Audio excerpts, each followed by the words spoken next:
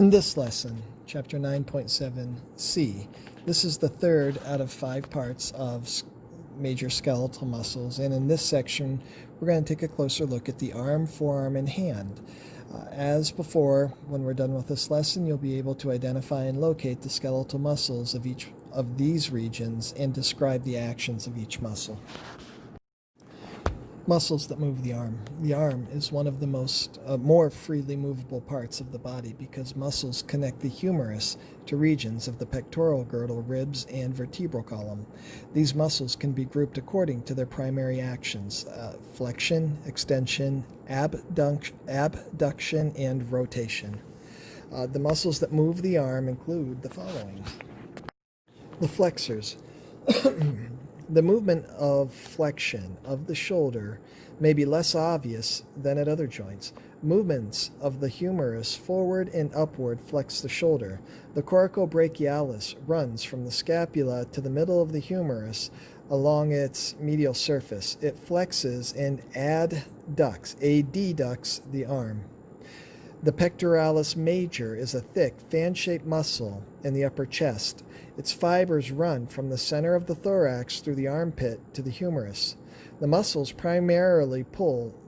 muscle primarily pulls the arm forward and across the chest.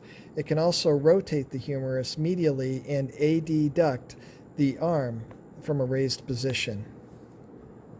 The extensors.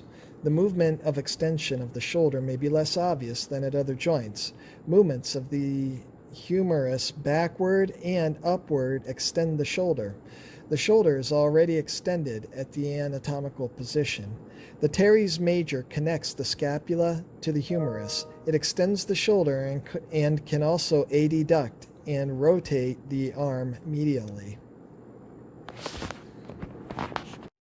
Continuing with the extensors, we have the latissimus dorsi, which is a wide, triangular-shaped muscle that curves upward from the lower back, around the side, and to the armpit. It can extend the shoulder and adduct the arm and rotate the humerus medially. It also pulls the shoulder downward and back. The actions of pulling the arm back in swimming, climbing, and rowing use this muscle.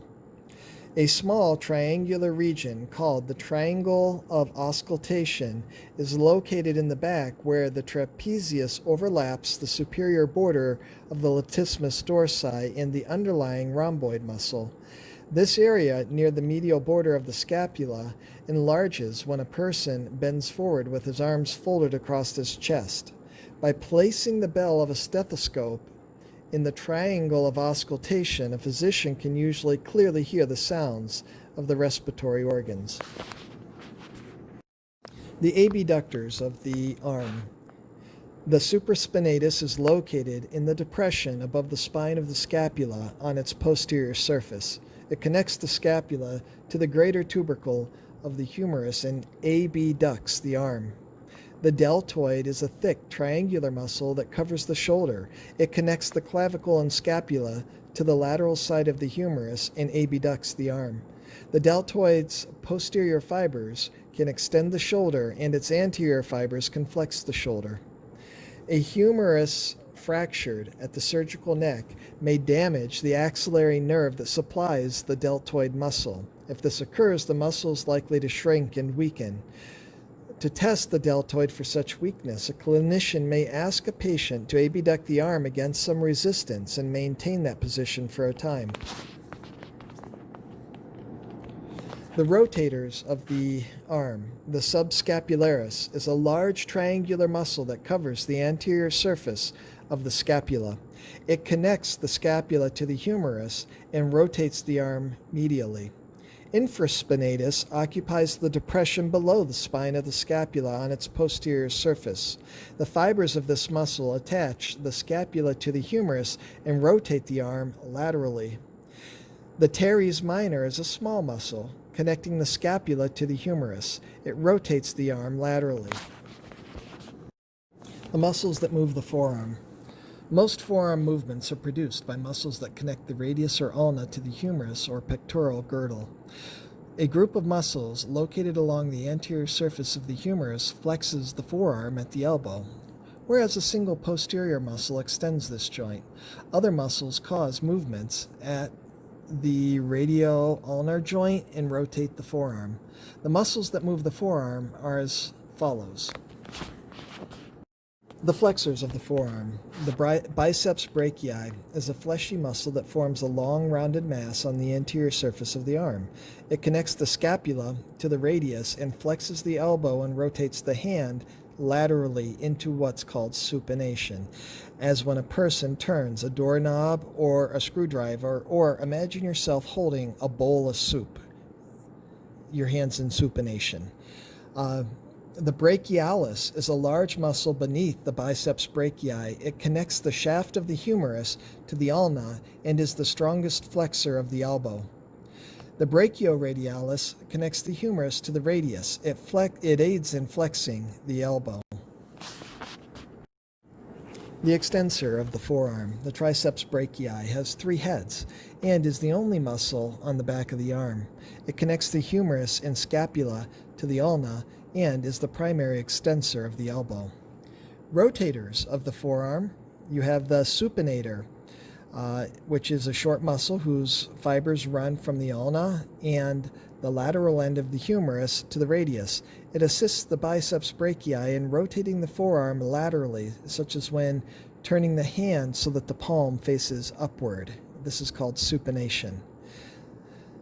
The pronator teres is a short muscle connecting the ends of the humerus and ulna to the radius. It rotates the arm medially, such as when turning the hand so the palm faces downward, and that motion is called pronation.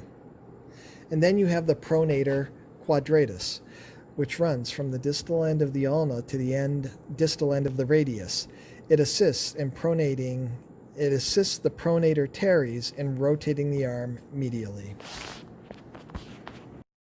Muscles that move the hand. Movements of the hand include movements of the wrist and fingers. Many of the implicated muscles originate from the distal end of the humerus and from the radius and ulna. The 2 major groups of these muscles are flexors on the anterior side of the forearm and extensors on the posterior side. And these muscles are as follows. The flexors of the hand.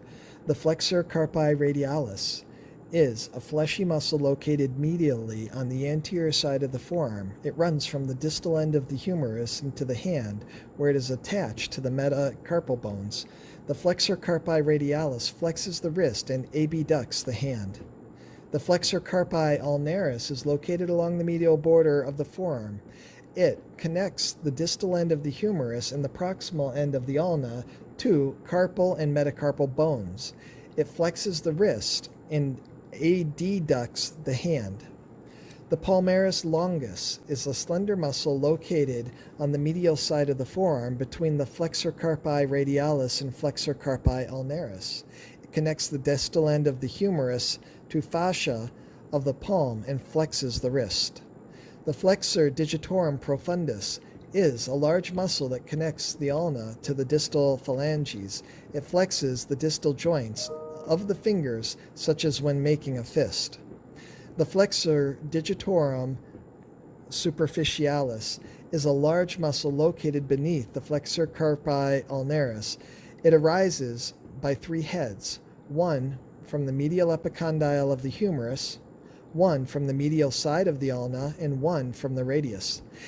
It is inserted in the tendon of the fingers and flexes the fingers and, by a combined action, flexes the wrist.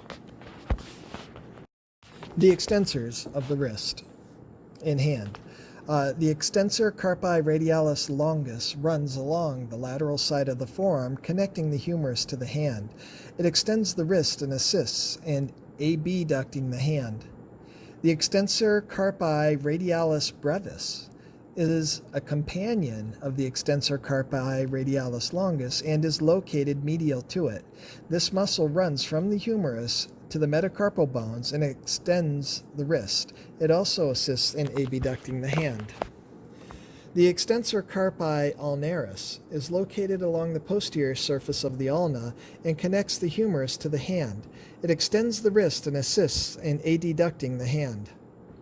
The extensor digitorum runs medially along the back of the forearm. It connects the humerus to the posterior surface of the phalanges and extends the fingers. A structure called the extensor retinaculum consists of a group of heavy connective tissue fibers in the fascia of the wrist. It connects the lateral margin of the radius with the medial border of the styloid process of the ulna and certain bones of the wrist. The retinaculum gives off branches of connective tissue to the underlying wrist bones, creating a series of sheath-like compartments through which the tendons of the extensor muscles pass to the wrist and fingers.